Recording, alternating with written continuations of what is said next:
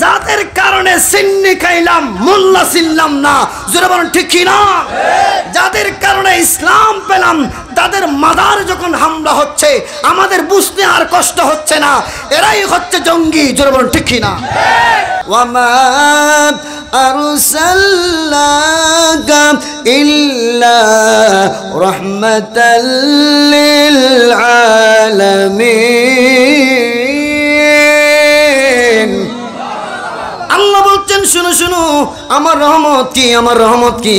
কোন রহমতকে ঘিরে ওই ঈদ উদযাপন করার জন্য আমি বলেছিলাম, বলে দিচ্ছি নবী গো, আমি আপনাকে সমস্ত জাহানে রহমত হিসেবে প্রেরণ করেছে। আরো জোরে বলুন সুবহানাল্লাহ। আরে আমার নবী রহমত, কেমন রহমত? যতটুকু সৃষ্টির জন্য আল্লাহ রব, ততটুকু সৃষ্টির জন্য আমার নবী রহমত। সুবহানাল্লাহ জোরে বলি। আর ততটুকু সৃষ্টির জন্য রহমত তথা রাহমাতুল লিল আলামিনকে পেয়ে ঈদ উদযাপন করার জন্য ডাইরেক্টলি আদেশ করেছেন আল্লাহ। এজন্য আমরা সুন্নিরা আল্লাহর আদেশ পালন অর্থে এ রহমত তথা রাহমাতুল লিল আলামিনের দুনিয়ার জমিনের মধ্যে তশরিফ আওয়ারিকে কেন্দ্র করে মিলাদুন নবী উদযাপন করি। সুবহানাল্লাহ। এটা আল্লাহর আদেশ মান্য। আল্লাহু আকবার। ইয়া রাসূলুল্লাহ, ইয়া রাসূলুল দস্তগীর, জিন্দাবাদ জিন্দাবাদ। মিলাদুন নবী আমরা পালন করিব, মিলাদুন নবী আমরা নবীর আগমনের জুলুস আমরা করিব, মিলাদুন নবী আমরা পিছনে পালন করব। আল্লাহর করিবেন না, এখানে আওয়াজ করুন আর ভাই কল মিলাদুন নবী। আজকে দুই হাত তুলুন দেখু মহব্বত নিয়ে, আজকে পতাকা বানান, আমার রসুল দেখতেছেন, আল্লাহ দেখতেছেন, মহব্বত নিয়ে মিলাদুন নবী আমরা পালন করিব, মিলাদুন নবী আমরা পালন। নবীর আগমনের জুলুস, নবীর আগমনের জুলুস আমরা সুন্নিরা করিব, মিলাদুন নবী আমরা পালন করিব, মিলাদুন নবী আমরা পালন করিব। ওরে মিলাদুন নবী পালন করা সুন্নতে ইলাহি। সুবহানাল্লাহ। যার সিলাই সৃষ্টি হলো সৃষ্টির সবে, যার সিলাই সৃষ্টি হলো, বলুন মিলাদুন নবী পালন করা সুন্নতে ইলাহি, যার সিলাই সৃষ্টি হলো সৃষ্টির সবে, যার সিলাই সৃষ্টি হলো সেই নবীর আগমনে, ও সেই নবীর আগমনে জুলুস করিব, মিলাদুন নবী আমরা পালন করিব, মিলাদুন নবী আমরা নবীর আগমনের জুলুস আমরা করিব, মিলাদুন নবী সালাতুন ইয়া রাসূলুল্লাহ আলাইকুম। তাহলে আল্লাহ বলেছেন ডাইরেক্টলি, ও আমার ইমানদার বান্দারা ফালিয়াফরাহু, আমার এই রহমত, আমার এই রহমাতুল লিল আলামিনকে পেয়ে তোমরা খুশি উদযাপন করো। আল্লাহ রে, তোমার রহমাতুল লিল আলামিনকে পেয়ে খুশি উদযাপন করলে কি লাভ? আল্লাহ বলেন, একটু মুহাব্বত নিয়ে শুনুন, ফাবিযালিকা ফালিয়াফরাহু হুয়া খায়রুম মিম্মা ইয়াজমাউন।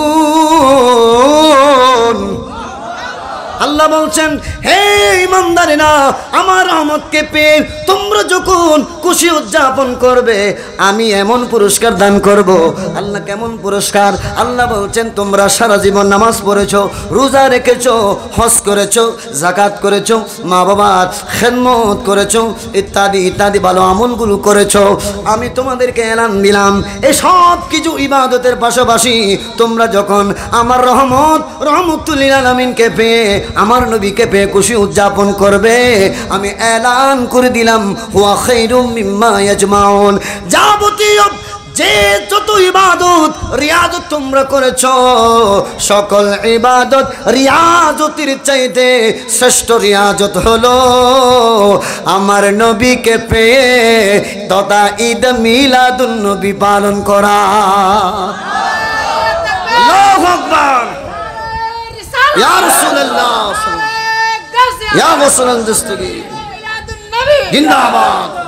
কেন কেন কেন আল্লাহ সকল ইবাদতের চাইতে শ্রেষ্ঠ ইবাদত মিলাদুন নবী পালন উদযাপন কেন হবে?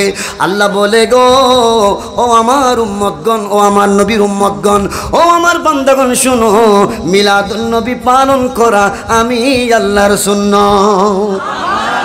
আমরা বানোয়াট কথা বলি না। একটু কোরআন কারীম সূরা আলে ইমরান খুলুন, 81-82 নম্বর আয়াতে আল্লাহ কতই না সুন্দরভাবে এলান করে দেন, বিসমিল্লাহির রাহমানির রাহিম। وَإِذْ أَخَذَ اللَّهُ مِيثَاقَ النَّبِيِّينَ لَمَا آتَيْتُكُم مِّنْ كِتَابٍ وَحِكْمَةٍ।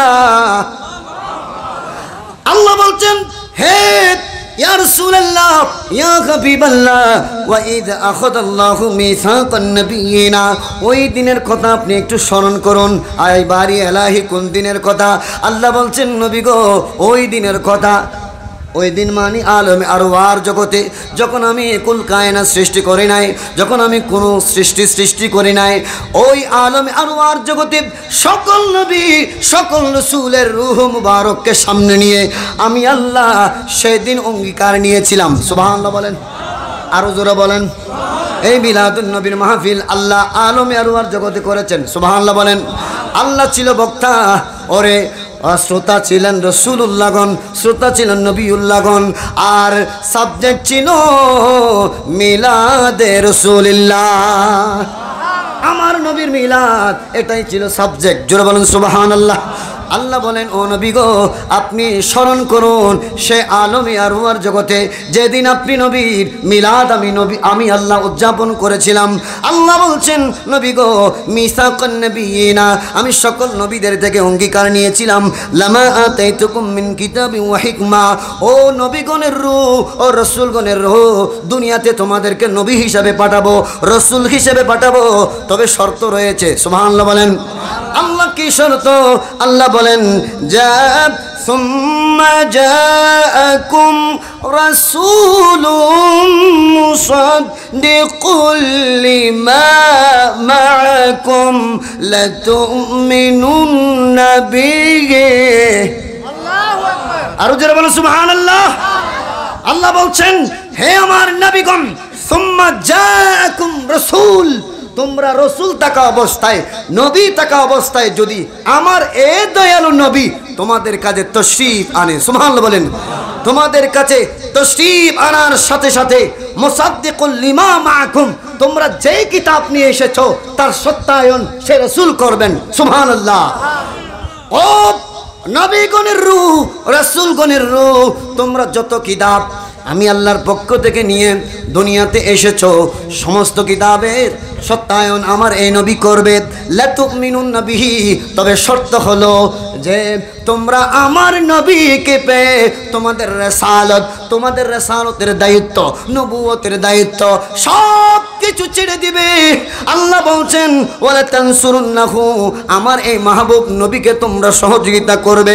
ক্বালা আকরারতুম, এখন বলো আমি যে তোমাদেরকে দুইটা শর্ত দিয়েছি, এই শর্তের উপর তোমরা একমত আছো কিনা? সাথে সাথে সুম্মা আখাযতুম, আলা যালিকুম ইসরি, যে বিষয়ে তোমাদেরকে আমি জানিয়েছি সে বিষয়ে তোমরা এক আছো কিনা। ক্বালু, সকল নবীগণের রূহ রাসূলগণের রূহ এক বাক্যে বলেছিল আকরারনা, ও বারি এলাহি আপনার এই দুটি শর্তে আমরা রাজি আছি। ক্বালা ফাশহাদু, হে আমার নবীগণের রূহ, হে আমার রাসূলগণের রূহ, তোমরা একে অপরের সাক্ষী হয়ে যাও, এবং ওয়ানা মাকুম মিনাশ শাহিদিন, আমি তোমাদের সাথেও সাক্ষী হয়ে রইলাম। সুবহানাল্লাহ, জোরে বলি।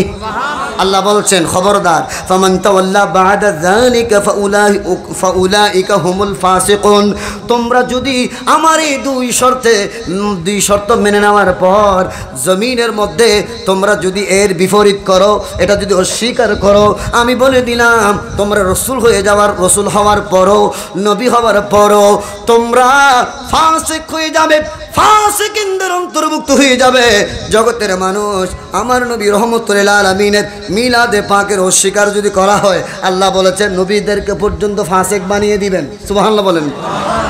নবীদের বেলায় যদি এত বড় শাস্তি হয়, জগতের মানুষ যারা বর্তমান প্রেক্ষাপটে নামদারি মুসলমানেরা আবা খাবা সব কিছু সুন্দর, দাড়ি রেখেছে সুন্দর, পাগড়ি টুপি পরে সুন্দর, পাঞ্জাবি পরে সুন্দর, জোরে বলেন ঠিক কিনা, কিন্তু এদের কলব সুন্দর নাই, নেকড়ে বাঘের চাইতে ক্ষতিকর, জোরে বলুন ঠিক কিনা। আজকে দেখেন বাংলাদেশের জমিনের মধ্যে যাদের কারণে সিন্নি খাইলাম মোল্লা ছিলাম না, জোরে বলুন ঠিক কিনা, যাদের কারণে ইসলাম পেলাম, তাদের মাদার যখন হামলা হচ্ছে আমাদের বুঝতে আর কষ্ট হচ্ছে না, এরাই হচ্ছে জঙ্গি, জোরে বলুন ঠিক কিনা।